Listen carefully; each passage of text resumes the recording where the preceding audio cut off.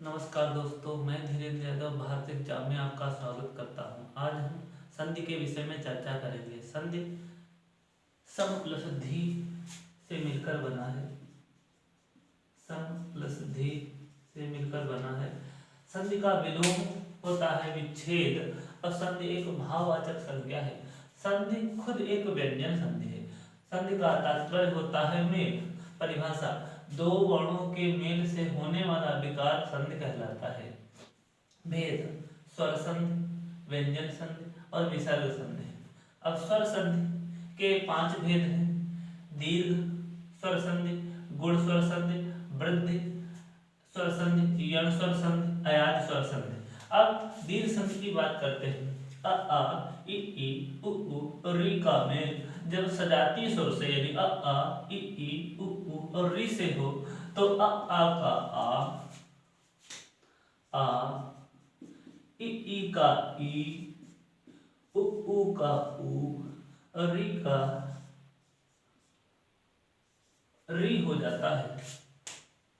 उदाहरण वीरांगना, वीर वीर प्लस अंगना, वीर प्लस अंगना, वीर अंगना, वीरांगना। जैसे लक्ष्मीबाई। वेश्या और सुंदर, वरांगना में सुंदर स्त्री और वरांगना में एक बहादुर महिला। अब अध्यावत प्लस अध्याय, अध्याय। अब अध्याय को अगले फिर 2 भागों में तोड़ा जा सकता है। अध्य और प्लस आय, तो इसका ई और इसका आ बन के बन जाएगा या तो हो जाएगा उपाध्याय। तो अध्याय में यहाँ पर यण संधि है, यण संधि है, जबकि यहाँ पर इसके मेल से दीर्घ स्वर संधि बनता है। तो ध्यान रखिएगा। अब आता है आपका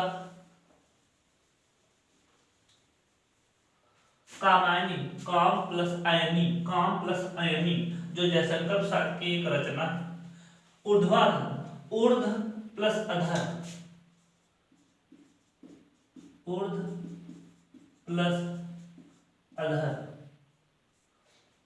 फिर है उहापोह, तो ऊह ऊह ऊह प्लस अपोह यानी असमंजस की स्थिति। तथ्यान्वेषण तो होगा 2 भागों में तोड़ा जा सकता है। अन प्लस एसम, इसमें आपका इस शब्द में यण संधि है, यण संधि है। अब देखो यहाँ का उ सॉरी उ प्लस ये ए बन जाएगा ऐ, तो अन्वेषण यण संधि। फिर आपका आता है दिव्यास्त्र, दिव्य प्लस अस्त्र, दिव्यास्त्र, दिव्य प्लस अस्त्र। देश प्लस अटन, देशाटन का हो जाएगा देश प्लस अटन, देशाटन। फिर देहातीत, देह प्लस अतीत, देह प्लस अतीत। इसी तरह से आपका पराधीन, ध्यान से देखिएगा, पर प्लस अधीन। अब यहाँ पर आधीन नहीं होता, अधीन होता है शुद्ध शब्द। फिर पूर्वाहन, फिर देखिएगा ध्यान से, पूर्व, पूर्व प्लस अहन। इस तरह से होता है। जब इसका संधि होता है तो हा आधा हो जाता है, ना ड़ा में बदल जाता है, तो पूर्वाहन जो आधा है वह पूरा हो जाएगा, हा आपका आधा हो जाएगा, पूर्वाहन। फिर आपका आता है मध्याह्न, मध्य प्लस अहन, इसका भी प्लस अहन। फिर इसका हा आधा हो जाएगा, ना पूरा हो जाएगा। फिर युवन अवस्था, देखिएगा यु वन प्लस अवस्था, ना का लोप हो जाएगा, वा और आ मिलके बड़ा आ बन जाएगा, तो युवा अवस्था हो जाएगा और ना का लोप हो जाएगा। इसी तरह से योगिंद्र, योगिन, योगिन और प्लस इंद्र, योगिन प्लस इंद्र, तो यह ना का लोप हो जाएगा, ई और ई मिलके बड़ी ई बन जाएगा, तो योगिंद्र अर्थात शिव, योगेश्वर। इसी तरह से योगिन प्लस ईश्वर, योगिन, योगिन और प्लस ईश्वर, तो ना का लोप हो जाएगा और और ई मिलके बड़ी ई बन जाएगा, तो योगीश्वर अर्थात शिव। फिर सुरासुर, सुर, सुर और प्लस असुर, सुर प्लस असुर। फिर आमाशय, आमाशय आम प्लस आशय, आम प्लस आशय आमाशय हो जाएगा, आमाशय को ही पेट कहते हैं। फिर कुश, यहां पर देखिएगा कुशासन का, कुश और प्लस आसन, तो कुशासन हो जाएगा, ना कि कु प्लस आसन।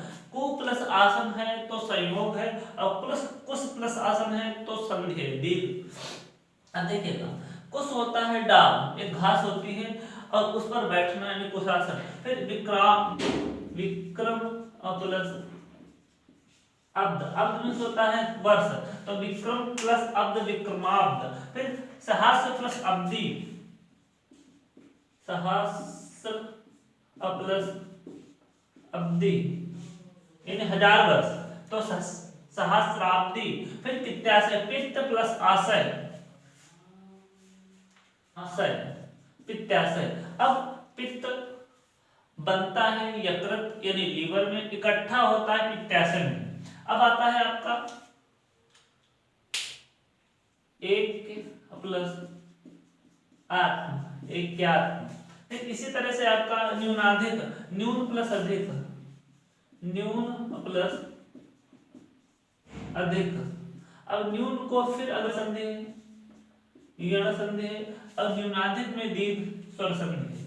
फिर आपका आता है द्वारकाधीश, तो हो जाएगा द्वारका, द्वारका सही होता है ना कि द्वारिका, द्वारका प्लस अधीश, अधीश। ये फिर अगले दो पार्टों में टूट जाएगा, आधि, आधि प्लस ईश, द्वारकाधीश। इसमें आपका यण संधि है, यण संधि। फिर आपका आता है ब्रह्मांड, ध्यान से देखिएगा, Brahma plus sorry Brahma plus अंड, ब्रह्मांड। ब्रह्मा होता है ब्रह्मा, ना कि इस तरह से ब्रह्म। अब माँ पूरा होता है, हाँ आधा होता है। फिर आता है आपका बहुउद्देशीय, हो जाएगा बहु प्लस उद्देशीय, तो इसका छोटा उ और इसका छोटा उ मिलके बन जाएगा बड़ा उ, यानी बहुउद्देशीय। फिर आपका आएगा मृत्युपरांत, तो मृत्यु प्लस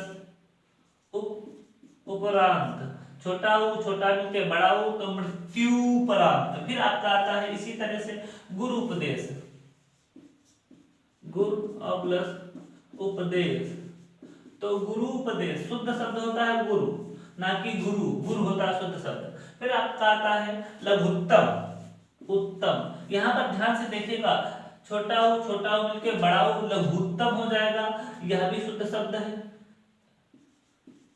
लघुत्तम, और लघुत्तम गलत है, ये सही है और ये सही है, ये आपका शुद्ध शब्द है। इसी तरह से महती इच्छा, तो हो जाएगा आपका इच्छा। फिर इसी तरह से महती मीन्स होता है महान, ये स्त्रीलिंग शब्द है, तो जैसे बा महती लड़की है, ना कि महान लड़की।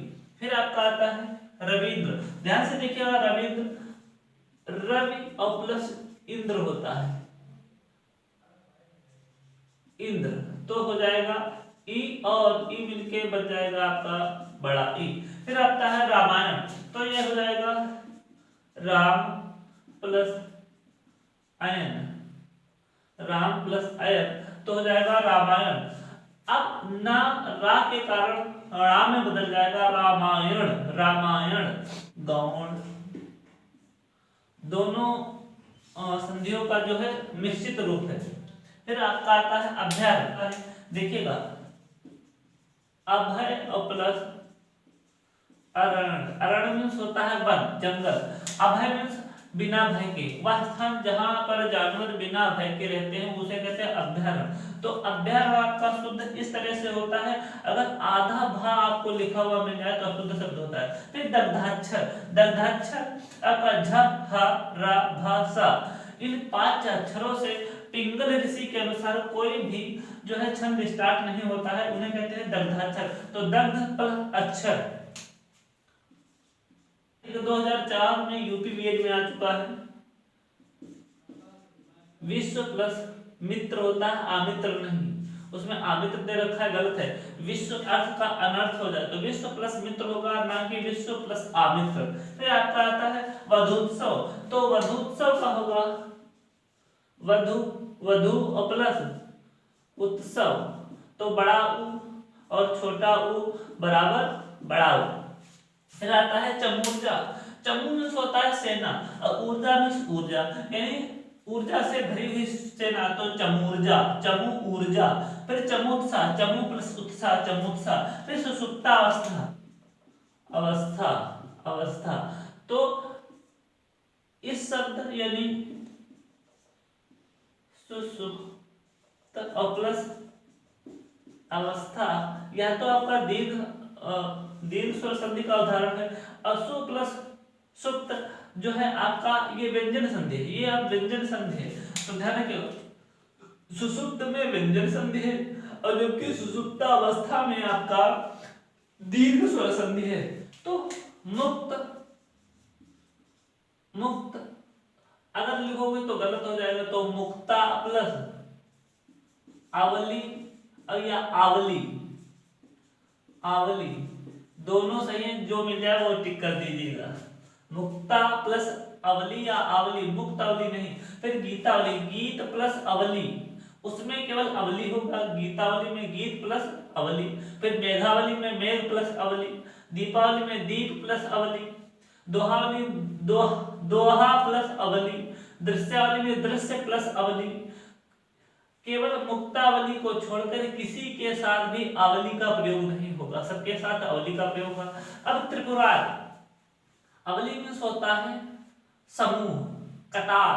फिर देखो त्रिपुरार, तो त्रिपुर और प्लस अर्य मीन्स होता है शत्रु। तो त्रिपुर था एक राक्षस, उसको जो है भगवान शिव ने मारा, तो उसी के शत्रु थे, तो इसी से उनका नाम पड़ गया त्रिपुरारी यानी शिव जी। मुरार, मुर प्लस अरि, मुर प्लस अरि मुरारी कृष्ण का। दैत्य प्लस अरि, तो दैत्य और अरि मीन्स शत्रु, यानी दैत्यों का शत्रु अर्थात देवता। फिर कंस प्लस अरि, तो हो जाएगा आपका यानी कंस का शत्रु यानी अर्थात कृष्ण। फिर रावणारि, रावण प्लस अरि, तो अर्थात राम। दानवारि, दानव प्लस अरि, दानवों का शत्रु अर्थात देवता। कौरवारि, कौरव प्लस अरि अर्थात पांडव। फिर तिमिरारि, तिमिर प्लस अरि, तिमिर में होता अंधेरा, अरि में शत्रु, अंधेरे का शत्रु अर्थात सूर्य जी। फिर साकार, साक प्लस अरि साकार, साक होता है कोमल पेड़ पौधों को साकी पेड़ पौधे कहते हैं, तो साक प्लस अरि यानी अर्थात बकरी भेड़ इत्यादि। फिर धान्य, देखिएगा धान्य प्लस अरि, धान्य में होता है खाने वाली सामग्री जैसे गेहूं चावल मक्का आदि, तो धान्य प्लस अरि अर्थात धान्यारि का हो जाएगा चूहा। फिर कामार, काम प्लस अरि, तो काम और काम प्लस अरि यानी अर्थात शिवजी, शिवजी। अब यहां पर देखिएगा श्रमवार, आरे का श्रम, श्रम और प्लस वार, तो यहाँ पर संधि ना होकर केवल संयोग हो रहा है। वार मीन्स जल होता है, तो केवल संयोग हो रहा है। अगर पूछा जाए श्रमवार लिख दे और उसमें पूछे श्रमवार में क्या है, तो संधि कोई भी संधि नहीं, केवल संयोग है। अब मधवार, मधवार विष्णु जी का पर्यायवाची शब्द होगा, ये होगा मधु और प्लस अरि।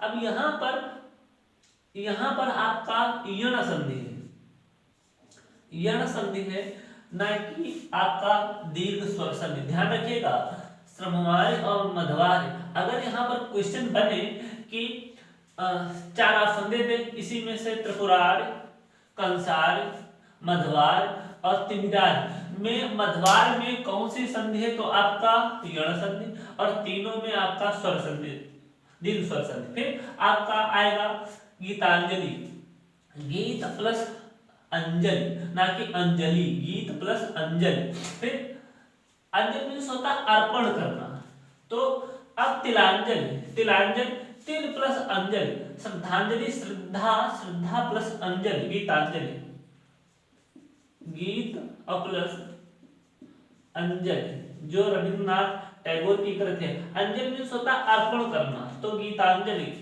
अब आता है पितृण, ऋण, इसका होना चाहिए यानी री और प्लस री बन के बनना चाहिए, लेकिन संस्कृत में प्रचलित है, लेकिन हिंदी में यह प्रचलित नहीं है, तो इसका हो जाएगा केवल पितृण। इसी तरह से मातृण हो जाएगा, मातृ प्लस ऋण, तो ये भी हो जाएगा